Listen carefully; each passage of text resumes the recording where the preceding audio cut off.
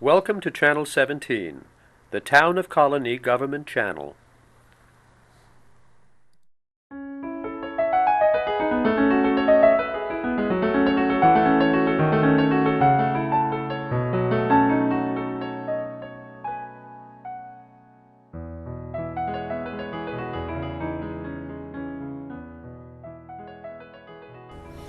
Today I meet the author. We're talking to Rose Kent. She's the author of this new book, Kimchi and Calamari. It's a young adult novel, and Rose lives over in Niskayuna, so welcome.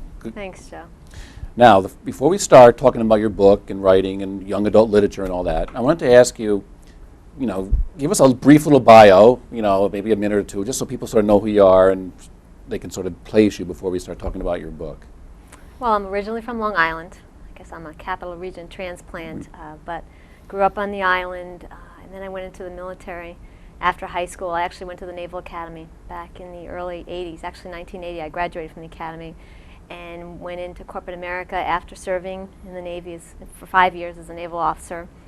Did a lot of different things, worked in public relations for a food company, but all along the way I always wrote and always read, and as I started having my own children, I started thinking about writing for children, and one thing led to the other, and that's how I got into children's publishing. Now, one thing, this book is about someone who's adopted. Now, you have, why don't you tell you already told me this, but tell us your family situation there. It sounds, you have adopted, step, and your own kids. We do. My husband Tom and I have what I like to call a beautiful blended tribe of 6 children. We have 2 adopted children from Korea. I have 2 stepchildren, Rhiannon, 18, and Liam, 15, and I have 2 biological children, my son TJ, 18, and my daughter Kelly, 18. Okay. Well, now your book is what in the library world we call a young adult novel, YA, and I've been a librarian for 20 years, and I still don't know what that means, but you were actually telling me, I didn't know this, but even within YA, young adult literature, there's some subgroups, and you were saying this book is under the umbrella of young adult, but you're calling it middle grade. Can you just give us some definitions before we talk about the book? Sure. Well, Kimchi and Calamari would be considered a middle grade novel, which generally is for children ages 8 to 12. I think it's vague, though. I think, as we know with children readers, they're very different and it can vary. But that's where the early end of the teen books. And then when you talk about YA or young adult literature, that's more the teen category. But I think the line is thinner than it ever was now. There are some books out there that you could say would be a YA book geared towards teens, but could also go into the adult genre and vice versa. But generally when you talk YA literature, the writing in that area is a little more sophisticated than it would for a middle grade story. Okay, so this is technically middle grade, but you're saying teens might be reading it. Yes, it's technically 8 to 12, but it is being read by older kids because I hear from them. I get emails from them, they stop me. Oh, good. I notice in the bookstores now these days, too, that the children's section, they have all these different categories, too. So, I don't know, publishing, how are they, this is a question. How does publishing define these categories? Is it more rigid than, say, you just did, or was it? Yeah, I think the line again is thin for them too. I think that's part of their marketing strategy to figure out where they want to put a book. And I think we have to credit Harry Potter for a lot of that. Harry Potter, fabulous book. Is it a middle grade book? Because we know kids 8 to 12 are reading it. Well, I've read it, so Absolutely, as I have. Is it YA? Is it for teens? Is it for adults? So I think part of it, when publishers are putting books out there, is that they're thinking really hard about where they want to put a book. It makes me think about The Lovely Bones, came out a few years ago, a big hit, Alice Sebold. Many in the children's publishing world think that could have been a YA book, but in fact it was positioned as an adult book. Yeah. Now, one thing about your book, before we get into the story and all that, and it's a first novel, it's been receiving some really good reviews in some good review sources. Publishers Week. I saw a few, because I know you a little bit because you come to our library, and I said, that's Rose's book, but it's been receiving some very good reviews. How did that, how did that feel, I guess, to get your first book having these really nice notices?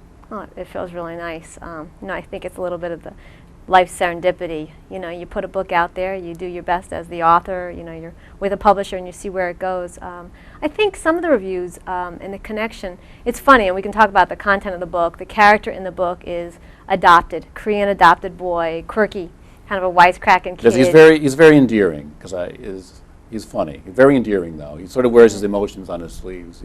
He does. He puts it out there. You know, he's 14. He's struggling with a lot. And of course, you could read it on a level and say, well, it's a book for adopted kids. But I think some of the feedback and the reviews are coming back because I think generally kids are connecting with it, all kinds of kids. And Joseph in the book describes himself as an ethnic sandwich. He says that he feels like he's Korean on the outside, Italian on the inside, and some days the other way around. But it's funny, you know, I'm talking to a lot of kids, visiting schools, and I talk about this idea of feeling sandwiched. And it's amazing to me how many little hands go up and kids tell me, well, I feel like a sandwich too. Like Joseph, I'm sandwiched because my mom and dad are divorced and the rules are different at mom's house and dad's house. And then kids say, well, I feel sandwiched because, you know, I want to be a soccer superstar, but also I want to get really good grades. Or I'm sandwiched because different groups of friends. So I think it's sometimes a chord is struck with readers when they relate. So it doesn't, kids who aren't adopted can really sort of get into the, you know, to this book too. I think so. I think so. Well, kids, you were saying feeling sandwiched. Kids, there's a lot of step families these days, and kids living with, you know, other family. You know, that sort of goes on a lot these days. So I guess I can see how that can. So the premise of the book, Joseph's in 8th grade, and he has typical 8th grade sort of problems, I guess you could say, and he becomes interested in his birth, his ethnicity, I guess. So, yes. All right, so Joseph has to write an essay, and the essay was to write about, you know, your heritage, and he's all of a sudden, he's raised by an Italian family, and he's, of course, Korean, and all of a sudden he starts, well, I guess this is where the story starts. I want you to... It really does. It starts on his birthday, and as you said, you know, it's one of those typical teen situations a lot of kids can connect to. You know, birthday starts lousy, burns the Pop-Tart in the morning, it's May, he thinks he's going to have a great day, and his social studies teacher hits him with this 1,500-word ancestry essay. And for an adopted kid, this is, you know, heavy-duty stuff because it gets the ideas going and, you know, who am I? And this kid doesn't know anything about his birth family because he was adopted from Korea. Like my 2 Korean kids, it's very limited information. Well, I think it even says in the beginning there, he goes, I don't know diddly about my race or something like that. Yeah, But, exactly. So one good thing about the book, it's just like a slow process. He doesn't all of a sudden just, I don't know, start freaking out or anything, but he gradually becomes interested in his ethnicity through the essay, and then a Korean family moves to town, which he calls real Koreans, although he's Korean, and then he sort of meets up with them. Yes. So tell us about what that little purpose the Hans serve. Yeah, the Hans are a traditional Korean family that moved to Joseph's Town. The story is set in Nutley, New Jersey. This was important because, again, having Korean adopted kids and really trying to talk to a lot of people in the adoption community, and I've spoken to so many of them, often kids who are adopted don't feel that they are quote-unquote real, whatever the ethnicity. Well, he does. He says more than once, Yeah. even to his own family. Well, they're real Koreans, and even the Hans, he says, well, no, you are too. And Yeah, and I think that was the struggle for this kid, you know, and how do you balance that? Because, you know, he is real Korean in one sense, and he's real Italian in the other sense. How do you define who we are? And I think that's what I was trying to do with the story. There are many books out there about adoption, about kids who are adopted, but and often it leads to the search for a birth mother, which is important for these kids to try to see who were my birth parents. But I think that sense of who we are and who kids are, it's a whole lot more than even our ethnicity. Well, that can transcend your, you know, who am I is a sort of question we all have. Yes. Whether. Yeah. But there's a scene in the book, I mean, a really nice scene that I liked a lot, was he goes over to the Hans, what he calls the real Koreans, for dinner. And there's a scene there, it's about 10 pages long. It's really nice because when he first meets them, he thinks that they don't like him because they're real Koreans, he keeps saying. But then they kind of, they're really nice to him, actually. They show him how to use the chopsticks, and they teach him some words. And it was a really nice scene. Thank Thank you. Yeah. Funny because kids often ask me about that scene in particular when I speak at schools. They like that scene. kind of a fun part of that, I'm sure you'll recall, is Joseph doesn't know how to use chopsticks. Yeah. Again, he's grown up in a wonderful Italian family, but chopsticks isn't something that would come natural to him. But he's also 14, and what do you do when you don't know how to do something and you're 14? You fake it. So he's faking it with the chopsticks, and he's faking it miserably, and then Mrs. Hunt comes over at the dinner table and tries to show him thoughtfully how to use them, and shares, as you said, some interesting parts of being Korean and what that means. And when I speak with kids about this, they love this and they connect with him. And again, the little hands go up telling me about one time that they tried Thai food or one time they did this. And then we do a chopstick demonstration, and that's always fun. It makes me think, I was down on Long Island about 2 weeks ago doing this with a group of kids, and about 4 or 5 kids had come up and we're practicing on the chopsticks. And a little boy in the back, his hand came up, very shy, asked his teacher to bring him up, and he shared with me that he was actually born in South Korea. And it was really one of those touching moments to see him be able to be seen in this leadership position, somebody who had limited English, an English as second language kid, but for his group to really be impressed, with his abilities. Being different was really good. Usually when you're a kid, unfortunately, being different, you're like an outcast or something. That's right, and that's part of the thing. I think something about the books I'm drawn to, and it might be because I have this blended tribe family. My birth children are multiracial. I have adopted kids. I've always got the antennas on for the different kids. All the boys in my stories aren't super jocks. All the girls aren't beautiful and blonde. I'm always looking for that. Well, the other thing about, talking about this sort of slow plot or whatever, besides meeting the Hans, and he through the internet, the very modern novel, through the internet, he sort of gets interested in trying to find his birth mother with the help of his friend. And again, we have the two things. He meets the Hans, but he calls the real Koreans. And then the internet, when he starts thinking that, hey, my birth mother, she might really be out there. I might really, so tell us, then it's like I say, it's a slow process. Then he starts thinking, he really does become interested in his ethnicity. Yeah. More than like in the beginning of the book. Yeah, I think as you said, it's kind of a slow build. One thought leads to the other. I think this whole idea of to search or not to search is an important one for kids who are adopted. It's, as you said, with the internet, it's becoming more something that's possible than it was in the past. And countries like Korea are starting to be more open to the idea. It used to be very closed. There was no possibility you could find your birth family. So it's more realistic that it can happen. Now, in the book, the website that are there websites like the one in the book where adopted Korean kids could probably post something and try to, is that based on a real Yes, website? there are. I was really thoughtful about this, is this something we want to encourage children to do in families? I think this has to be something really well thought out within the family, but it is possible. People do this all the time. There are organizations that help kids do that, and older people, adoptees, do this. Well, now you have 2 adopted children. Are they of the age yet where they're not the age of Joseph? But obviously, I'm sure you've talked about the situation. But I'm thinking, what are you going to do when they get to be sort of Joseph's age? If there's, or do you have this all planned out, or does it come at different ages depending on the? Yeah, I don't know whether we have it all planned out. We wing it, we parents, but we've talked a lot about this. And I think when you adopt internationally, the idea of exposing your children to their culture, it just goes with the territory. I mean, it's your job, really, as an adoptive parent. We have talked about, do you want to search, Connor? And actually it's been kind of interesting. The book has been a nice way for us to even connect more on this topic. My daughter Teresa's 8. She's a little young yet to be thinking that out.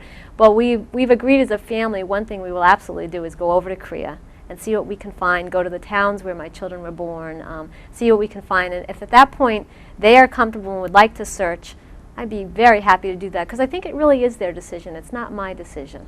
Well, there's another interesting thing in the book. His friend, who he keeps calling the real Korean, he wants him to come and do something, and he says something like, well, want to come, whatever it was, and he goes, no, I have to go to Korean class. This is the Korean child. Yes. And he sort of rolls his eyes. And Joseph is thinking, knowing Korean would be awesome, as he says. It'd be awesome, like the way kids talk. And even though the kid who's from Korea doesn't want to go to him it's a burden, but Joseph, he really does become very interested in his, like I say, his roots during the course of the book. Yeah. He doesn't have that. What comes so naturally to young Soo Han is something that Joseph has never been exposed to. So you can understand it, the mindset. And another nice thing about your book, I can't say I read that many YA or middle grade books, like you were saying, but in this book, the parents, a lot of times the character goes through some changes, but in this book, the parents sort of go through a change too, it seems. They're not off in the background. They're sort of very involved, and even by the end, they, like you just said, the parents are saying, well, Joseph, someday, or maybe in 2 years, I think he says, we'll go to Korea and visit Busan. Is that how you say it? Yeah, Busan, yes. Yeah. So the parents go through a little change in this book too, and they're not, like I say, they're not really like in the background. They're there. A lot of times, kids' books, the parents like aren't there, or they're sort of they make them sort of wacky or something. But parents are good characters in here too. Was that on purpose? I mean, were you trying to show involved parents in all this, or was it just worked out that way? No, it was intentional. I think I was trying to show loving, caring, adoptive parents, but also imperfect. Mm-hmm. You know, they are a warm family, but the story of this kid has been their Italian story, which is a wonderful story, mm-hmm. and Joseph belongs with. But what they haven't done over the years is really expose him to his Korean side. But I wanted to show that parents can grow and change, just like kids mm-hmm. can. Well, the parents, they're very supportive, but you're right. I think you can tell by reading it that he even said they really haven't talked about it. But as the book goes on, like I'm saying, they changed too. So the father particularly was a good character. I thought I liked him. He was. Well, thank you. So now you and Joseph, 14-year-old. Now you imbue him with a lot of humor. Now, was that on purpose, or was it based on your son Connor, or is it just sort of? Why did it make him so? He is very funny. Yeah, I just think humor is essential, and I think it's the universal language that kids speak. You know, even in the toughest circumstances, kids can often find something funny there, and I think it helps them cope. It helps them get through. Kids go through a lot today. You know, they're dealing with a lot. My kids have always, you know, we find humor in our house. You know, from the first teen breakup to the first driving lesson when the kid almost goes up the curve. We laugh, and I think this was the kind of kid I created Joseph to be, and it wouldn't change simply because he was going through some difficult times. Well, you said in one of your little interviews here, you sent me kids, and maybe because I don't have kids, but sometimes we forget this. You say they're on a roller coaster. I guess they really are. Even you see it every day, but I guess you're trying to show it's really funny about Joseph. One time he's trying to get a date with the girl he really likes, and the next minute he's goofing around talking about comic books, and you think he's like 10 years old or something. So they sort of, I like to think with adolescents, you know, they've got 1 foot in adulthood and 1 foot still in childhood. And it swings back and forth, as you said. That's the nature of it. Now, one thing that's in this book, I keep saying one thing, but there's a lot of things in here. There's a lot of references to food. And I'm not just saying, you know, every couple of pages somebody mentions. There's food literally on almost every single page in this book. Yeah. So what is that all about? Yeah. Well, you know, my family says we're a family of foodies. You know, food is a lot of what's going on in my family. I think food really matters, Joe. I mean, if you think about it, for all people, and then we can talk kids in a minute, you know, food comforts, mm-hmm. food nourishes, food gives us all something to look forward to. If you've had a lousy day at the library, you can look forward to something good to eat at night. And I think it's especially important for kids. Oh, yeah. You know, and I think as an author, I use that as a tool. Mm-hmm. I mean, food tattletales. You're reading about a character. Who makes dinner that night? Is it a well-made meal? Does somebody care enough? Is there a power battle going on over the dinner table? Because that often happens in families. You know, we talked about the scene at the Hans house. Food matters a lot there. How it's eaten, what is eaten, the way Joseph handles it. It all matters so much. So I think, you know, food just I call it the ultimate tattletale for me. And he does notice the little cultural differences, don't they? They don't do anything till the father gets there, right? They wait for so he sort of sees the more traditional Korean family as opposed to his Italian family where they're all, you know, running around. Absolutely. And then there's different food dynamics in all families. You know, ethnicity aside, every mm-hmm. family has different rules or unspoken rules when it comes to food and how we eat and what we eat. Now, then the cover here has, the book is Kimchi and Calamari, but the cover is chopsticks in a bowl of spaghetti and meatballs. Now, I guess the question is, why isn't Kimchi and Calamari on the cover? Yeah, and it's a good question. Kids ask me a lot. I think it was a decision the entire team, along with the publisher, decided because Kimchi and Calamari is not something that everybody recognizes. When you talk to the kids, do they even know what that is? Yeah, some of the kids do. It's really heartening to see some of them both know what kimchi and calamari is, and some of them have tasted both, but not all. Yeah. I think what we were trying to show is that fusion, that foodie fusion of Korean and Italian, which Joseph sees himself as. But a funny story I'll share with the cover, though. When the cover is done, you know, you've got the pasta and the meatballs in an Asian-looking bowl with the chopsticks. Publisher was very pleased with it, and I was looking at it for the first time, sharing with a very good friend of mine, Jeannie, who is Korean, and I thought she'd be very excited about it, and she pulled me over and she said, Rose, I need to talk to you about that cover. I said, you like it? She said, well, actually, we might need to make a little change to the cover. In the original cover of Kimchi and Calamari, you can see how the chopsticks are on the side. Yeah. Originally, they were straight up, sticking straight up. And Jeannie explained to me that in Korea, it is a tradition when a loved one passes away, and at the cemetery, you actually take a bowl of food and full of food, and stick the chopsticks straight up. And Like put right in it the middle of the bowl. straight up, and put it by the burial site as a sign of respect. So my first cover basically translated to death in Korea. So naturally, we had to make a little change there with those chopsticks. And I noticed in the background too, there's a thing in the book about it's sort of the symbol of his Italian heritage. His father gives him The corno. a corno Yes. that's in the background here. They'll see it on the screen, but Yeah. and that's an interesting thing because that also sets off the beginning of the book. They give him a corno for his birthday, and this is when he's starting to question, is he really Italian or Korean? And I think there's a point he throws it across. He's really, but of course he puts it on at the end. There's a kind of a nice scene at the end when he puts it on. But well, I want to ask you about. And I don't think this will give it away. I don't think it will give it away. But when you're reading this book, the ending, there's two of the main threads. You know, he wants to date this certain girl that he really likes, and he gets interested in his birth mother. But the book, it doesn't really go where you think it's going to go. I hope that didn't give it away. But in other words, it does have a happy ending, but it doesn't really, like I say, go where you think it's going. Was that sort of on purpose, or were you just trying to not go with what you think is going to happen? I don't know. Or maybe I could talk about writing, your writing process in this thing. I think, you know, for authors, that how to end a book, how to wrap things up is always a challenge. You know, the entertainer within wants to really give that roller coaster ride and really have that nice payoff at the end, because readers deserve that when they read a book. But then there's also that realistic piece when you write realistic fiction, and as an adoptive parent, how to end this in a way that, you know, leaves the character with hope and honesty, but doesn't tie things up too neatly.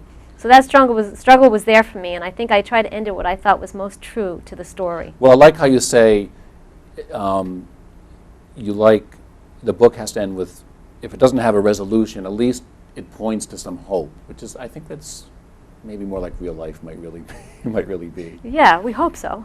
So now, we talked about this book. Now, because I know you a little bit, you come in our library, I know that the publishing world is on a different calendar than the rest of us. This book just came out a month ago, but you have two other ones already done, and they're sort of going through the process, or one other one? They are. Tell us about your upcoming, or what you're working on now, but Yeah, and maybe about publishing, how this process, it sort of takes a while. It does. It's a long and winding road, publishing, and I come in your library a lot. As you know, I love your library. I've done a lot of my research here. The second book that I finished now, and is actually at HarperCollins, which is my publisher, is set in Schenectady. Current day, about a gal, 12-year-old girl, Tess, and her mom, who has some mental health challenges, and her little deaf brother, who abruptly move in the dead of winter from Texas to Schenectady and use the last of their money to open up an ice cream shop. Okay.